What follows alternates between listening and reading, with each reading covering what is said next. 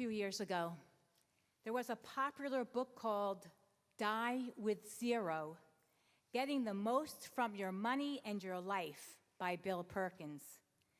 His theory is to strategically spend your money creating memorable moments. Death awaits all of us.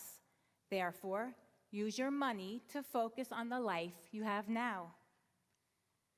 The rituals and prayers of Yom Kippur also encourage us to contemplate our death with the goal to confront our life. What rings true to me on Yom Kippur is not so much about strategically spending my money. After all, hopefully I'll have 3 weddings to make. However, it is about dying with 0. 0 I'm sorries and 0 forgive me's left to say. It is also about many I forgive yous and countless I love yous. I want to die with 0 left unsaid. On Yom Kippur, we are afraid. We are fearful not that we will die with 0, but rather we will die with everything. Everything we still need to say.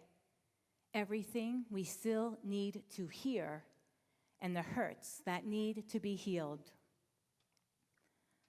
We are living in times where we are so divided. Sometimes we feel so distant from each other, especially from the people we love. We don't know how we will ever get close again, and it breaks our hearts. And recently, in the last year or so, so many of you have shared with me that you feel distant from your children and grandchildren and other young people because of the war in Gaza. There are young Jews disavowing their connection to Israel. They say the Jewish people colonized Palestinian land. A few say there should be no Jewish state. This is their mindset. But they are our Jews. And we need to remember, these are the kids who went to day school and Jewish camps, and they went on birthright. They climbed Masada in time to see the sunrise. They had the time of their lives, and they remember that too. When they left for college, they went to Hillel for Shabbat dinners on Friday nights, and we didn't even have to tell them to go. And even as I share these words and ideas with you, I feel hurt and disappointed by the attitudes towards Israel of some of the young people whom I helped educate and with whom I celebrated milestones. A rift exists among Jews, and it is painful. The sage Hillel said, Al tithros min hatzibor. Don't separate yourself from the community. Community is an important value to us. We feel safe and protected in our community. We connect with people with whom we share things in common. We also can connect with people with whom we have differences. We want to belong to a Jewish community. It's a big reason why we are all here tonight. I believe our children and grandchildren when they say they want to belong. They want to belong and also be part of the Jewish community. But they are in a difficult position. They believe in and are passionate about their Jewish values. We taught them Judaism commands us to lift up the oppressed, and right now they see the Palestinians as the oppressed and Israel as the oppressors. They see themselves as just and ethical Jews. While many of us, probably the majority of us here tonight, see the war from a different lens. We believe for the war to end, Hamas must release all the hostages. Hamas must be demilitarized, and Israel must be made safe.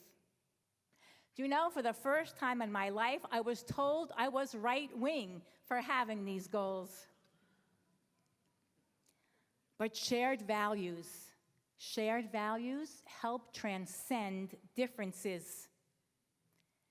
And even in these divergent views, there is a shared value and a shared truth. Life is sacred.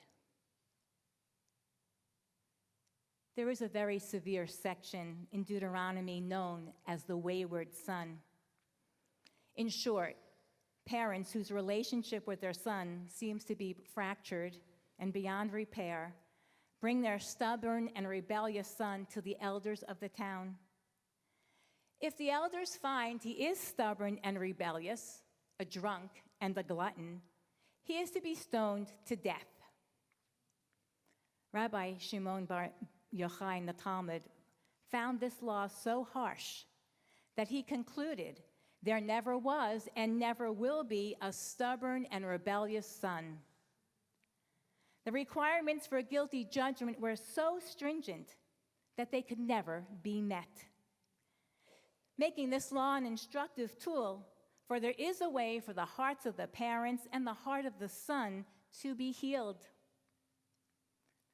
We read from Psalm 27 throughout these holy days of return. Ki avi ve'imi azavuni v'Adonai ye'asfeni.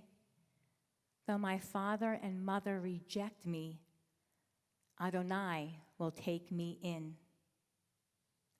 And if God doesn't reject the most difficult son, we should not either. On these days of awe, we strive and hope to reestablish relationships. Remember the days when interfaith couples and families were shunned, even in Reformed communities?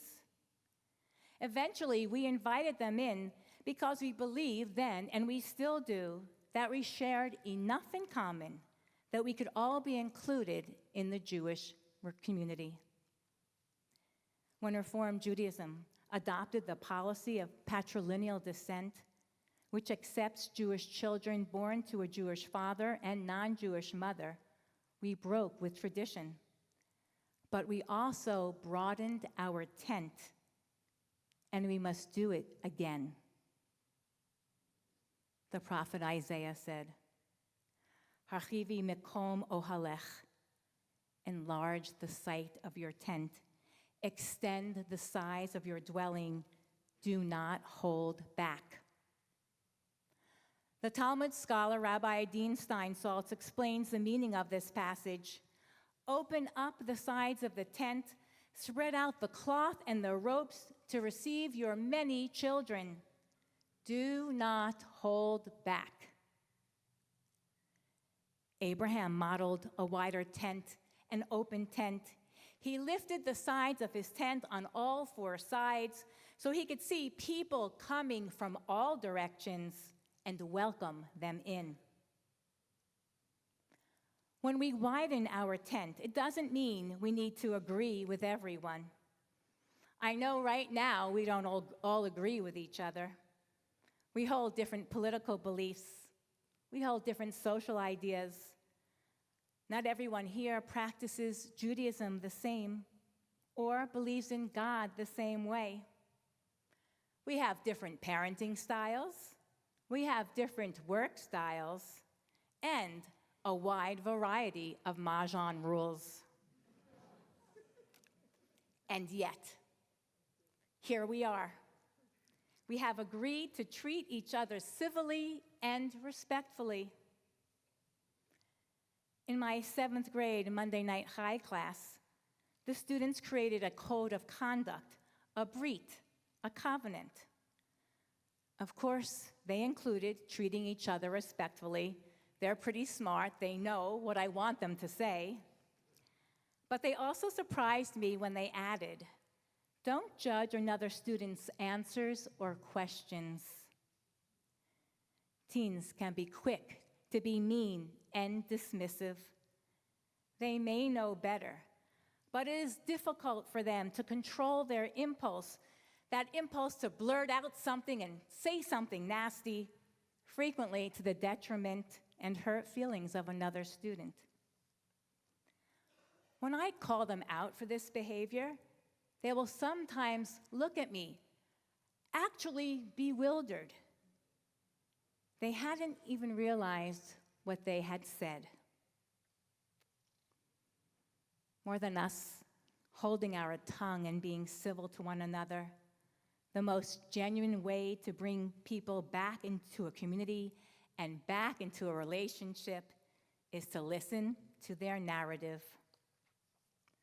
When we listen, we don't focus on what we want to say next to prove the other person wrong and ourselves right.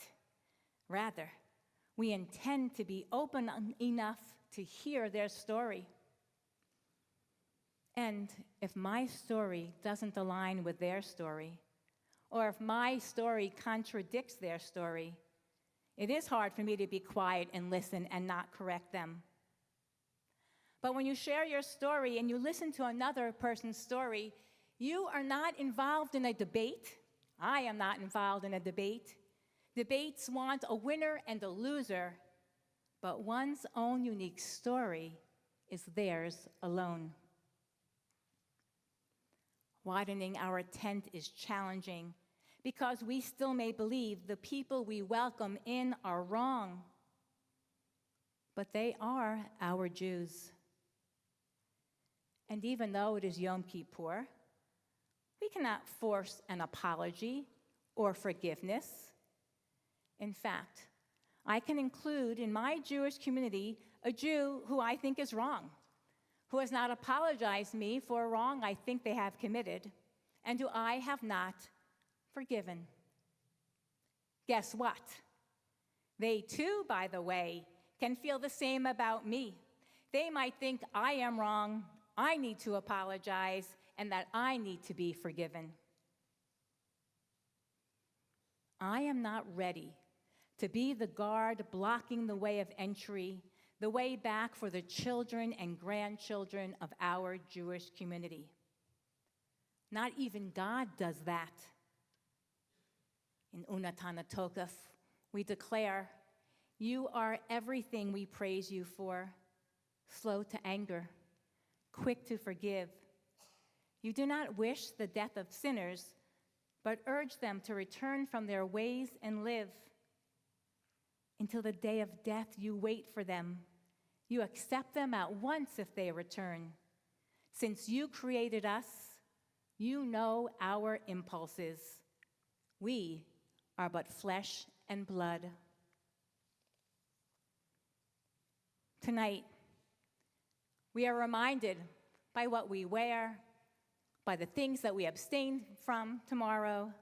We are reminded that we are flesh and blood, and we have limited time. Then the more brokenness in our world, the more brokenness in our communities and in our families, the more we still need to do to get to zero. Let's give our young people the benefit of the doubt. They too want to create a better world as we do. We can start today. Say what needs to be said, hear what needs to be heard, heal what can be healed, and open wide the sides of the tent just as God opens the gates of righteousness. Pitchu lanu sha'arei tzedek. Open for us, God, the gates of righteousness. We will all enter and praise your name. Ken yeh ratzon. Amen.